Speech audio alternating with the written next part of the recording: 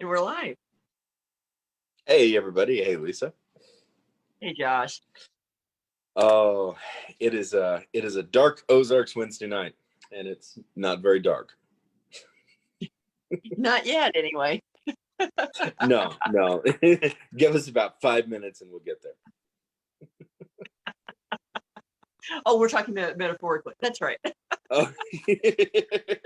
Well, actually, I started because of the fact we're only a couple of weeks out from the solstice, and it's still like really daylight. Um, but metaphorically or figuratively, yes, we can go into dark history really quickly. Yes. And, Well, if there's any indication, it will anyway. yes, and it's certainly something we enjoy. Something that you said on Instagram, and I agree with it, but I think it's important to flesh out, and I think it could also potentially serve as our disclaimer. Is you said something I really liked, which is that exploring or digging into the dark history of a region or of a culture keeps us honest. Well, I think it does. I mean, if you don't look at the darker side of things, it's easy to, one, be naive and to fool yourself. Yeah. Mm-hmm. Yeah. And when it comes to, personal histories, I think we all would like to think that all of our ancestors were good all of the time. And that is unrealistic. No. I mean, that's not true. And no one can say, oh, nothing untoward ever touched, anyone connected to me, Mm-hmm. In fact, we generally don't even know. It's a lot worse than you think. No, vastly worse than you know. I don't get into genealogy. Your psyche won't be able to take it. But and I think something, of course, here in Middle America and across much of America, in say approximately my lifetime in the last 40 years, obviously there's been myriad issues, social issues, tragedies, wide variety of terrible things. But in terms of just sort of the larger scope, the larger spirit of the age, um, it's been marked by a great deal of civilization, a great deal of civil discourse, a great deal of things that we really take for granted. The idea that we can drive across the country, we have vehicles that work, we turn on the faucet and clean water comes out. Things that here in North America we take for granted. I turn on the light switch and the lights come on. These are just part of the normal everyday life of Americans, most Americans, and has been for several generations. And this is something that in many other chunks of our planet, that's not just a normal status quo. No, it's not, and it hasn't always been here either. No, it is comparatively recent, and as a result of that, you could say we've um, existed in comparative peacetime, and with nothing to challenge our delicate sensibilities. We can imagine that in difficult times that we would gallantly rise to the occasion on the right side of history at every turn, and that's unrealistic. It is, and especially in retrospect. I mean, as there's a reason for the saying hindsight's 2020, Yes. because, and also the old saying in writing anyway, that no villain thinks they're a villain. No, no, which is something that I think rightly so should give pause to each one of us. Hmm. You know, That, it's we never know when we might end up on that wrong side of history. yes, yes, and it could happen. It could happen a moment's notice, and that is something that many people in the Ozarks faced. First of all, during the Civil War, and of course that's Yes. where a great deal of our dark history originates. Not all of it by any means, but a great deal of our dark, and quite frankly, 160 years removed, the, it was a horrible, horrible experience at the time. Now looking back on it, it's where we get all of our juicy ghost stories that Well, that we love to talk a about, or lot of them. many of them.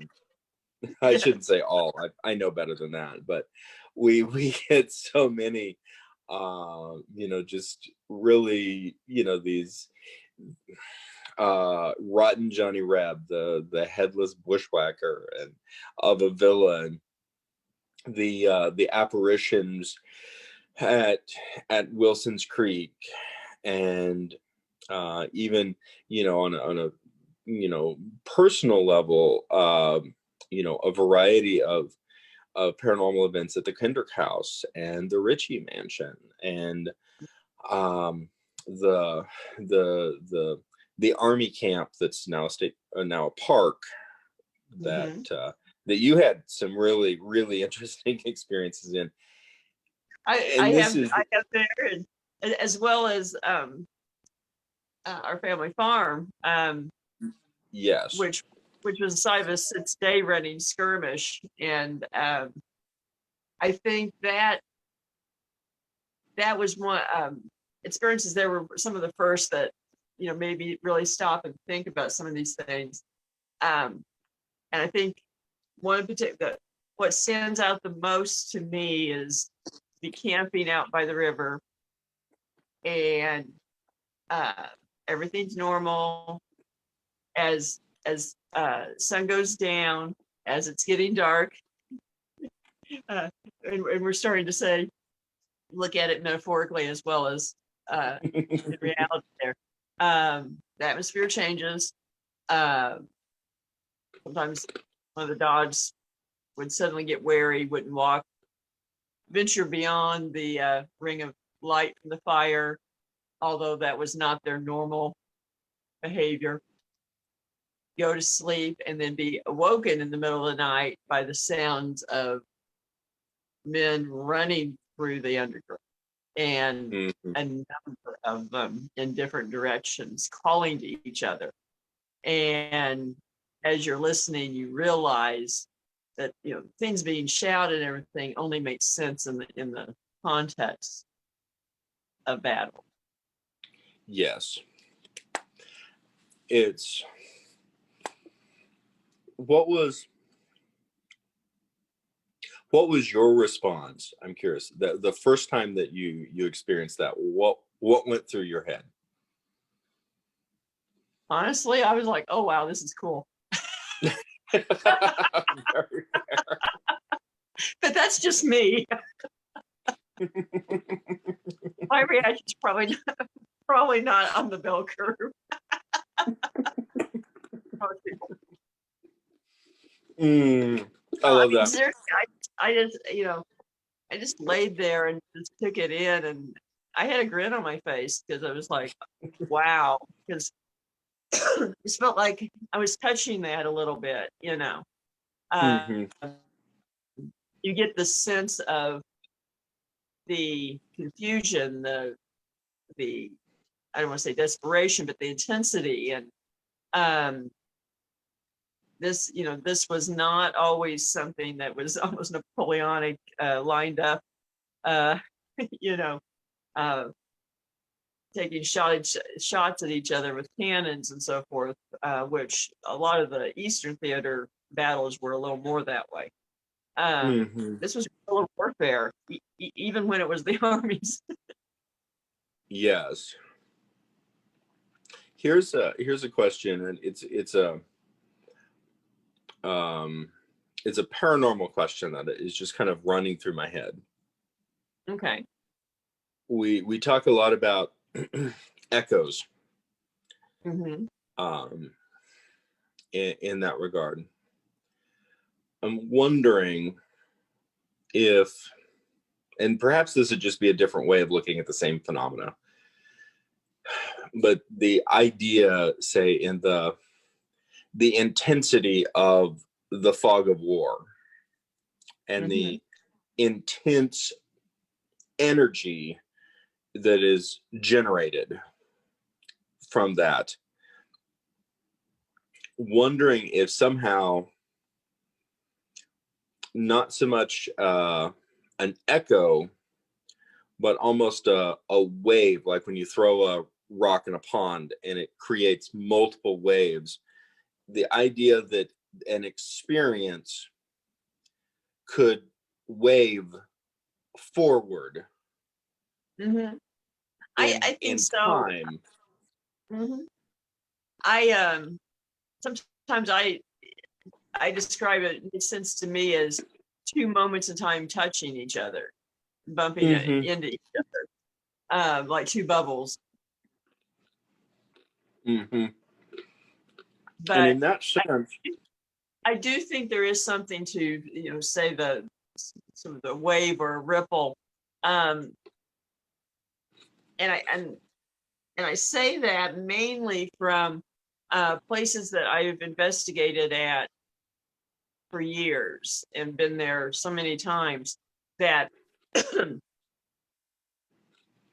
if they're a place that had long occupancy or long contact with people over a long period of time, there does seem to be almost a loop that you'll get activity that seems to be tied to say earlier period, and then over time, over months and so forth, when you go back, you seem to be getting things from later, and mm-hmm. then after a certain period of time it loops back around and you're getting the older layers again. So interesting. And the idea that this particular phenomena might appear to someone as, for example, a ghost, Mm-hmm. but in terms of our defined understanding of ghosts, meaning um, a departed spirit that is aware of its location, Mm-hmm. um, that this is a very different phenomena. I think so, and sometimes people, when they ask me questions like that, they're a little disconcerted because I think there is something to it being related to time and space.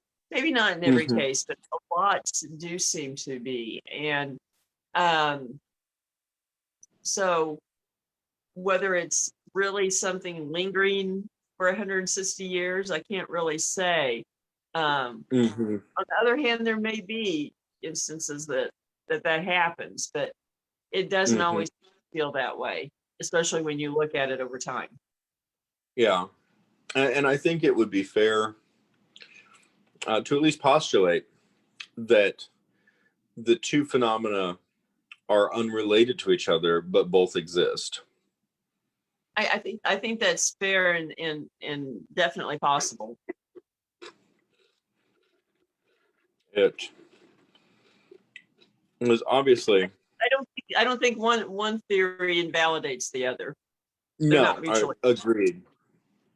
No, no, and and it also leaves open the possibility for um, a wide variety of other phenomena as well. That is not, and that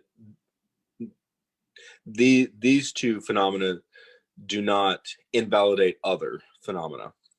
No, I don't think so. Um, I don't think we have a bunch of nice, tidy little Chinese boxes that we put everything in, um, and it has to be pigeonholed in one spot. No. Agreed. And was, as you know, I've been binge watching Star Trek: The Next Generation episodes. Yeah. Wisely not starting in seasons 1 or 2.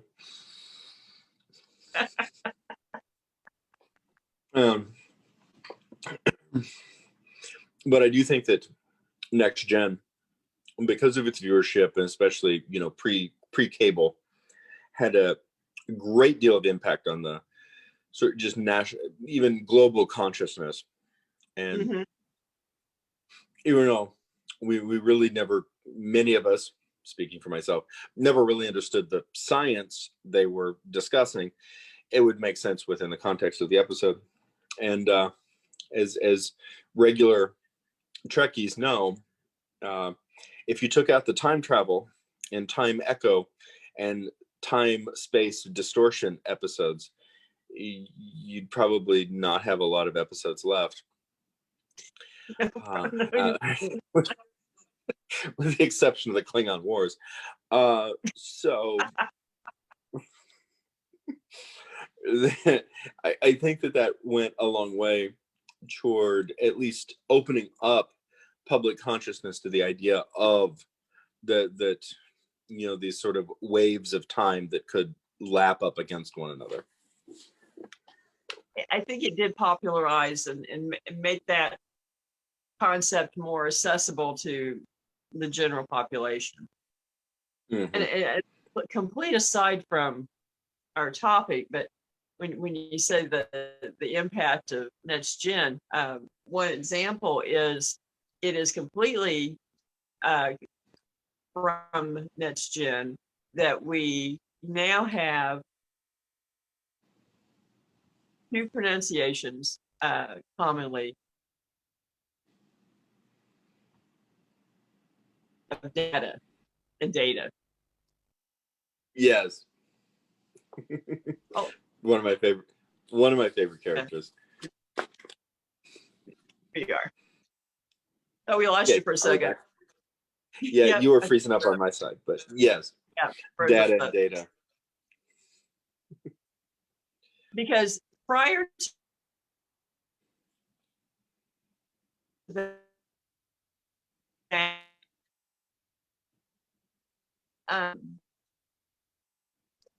oh,